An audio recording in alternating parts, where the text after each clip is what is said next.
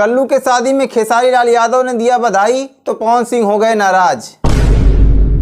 अब खेसारी लाल यादव जी का दोस्ती कल्लू के साथ, पवन सिंह का दुश्मनी चालू हो गया। खेसारी लाल यादव ने दिया कल्लू को बधाई तो वहीं पे पवन सिंह ने नहीं दिया बधाई। कल्लू ने छोड़ा पवन सिंह का साथ और पकड़ लिया खेसारी का हाथ। कल्लू के शादी में पहुंचे खेसारी लाल यादव के मैनेजर और पवन सिंह ने कोई प्रक्रिया नहीं दिया।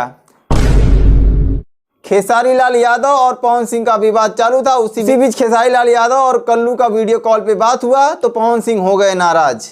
हेलो दोस्तों, स्वागत है आपका बातें भोजपुर के इस चैनल पे। दोस्तों वीडियो पे लास्ट तक बने रहेगा, बहुत मजा आने वाला है। खेसारी लाल यादव और पवन सिंह का विवाद तो चल ही रहा है। अभी हाल फिलहाल में आप लोग को पता होगा खेसारी लाल यादव कल्लू को बधाई देते नजर आए हैं। आपको पता होगा कि कल्लू का शादी हो गया है। पवन सिंह ने नहीं दिया बधाई तो फैन हो गए नाराज। और कल्लू और पवन सिंह और खेसारी, ये तीनों में रिलेशन बहुत अच्छा था, आप लोग को पता होगा। लेकिन कहीं ना कहीं खेसारी की वजह से इन लोग का रिलेशन खराब हो गया था। और कल्लू हमेशा से पवन सिंह को ही अपना गुरु मानते आए हैं। और आप लोग ने गाना भी सुना होगा, नाम हमें अरविंद अकेला, हम हई पवन सिंह के चेला। ये गाना आप लोग ने जरूर सुना होगा।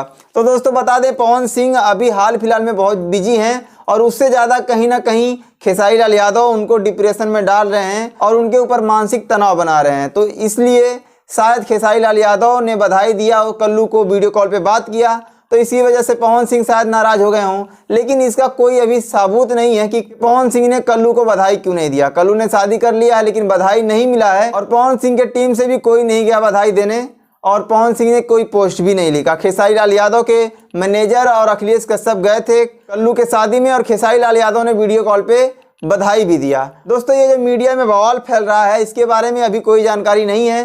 पवन सिंह और कल्लू का रिश्ता हमेशा से मजबूत रहा है और आगे भी शायद रहेगा। इसके बारे में जो लोग अफवाह फैला रहे हैं इसके बारे में आप लोग ज़्यादा ध्यान ना दें। वीडियो पर आज तक बने रहने के लिए बहुत बहुत धन्यवाद। फिर मिलेंगे अगले वीडियो में, तब तक के लिए जय भोजपुरी।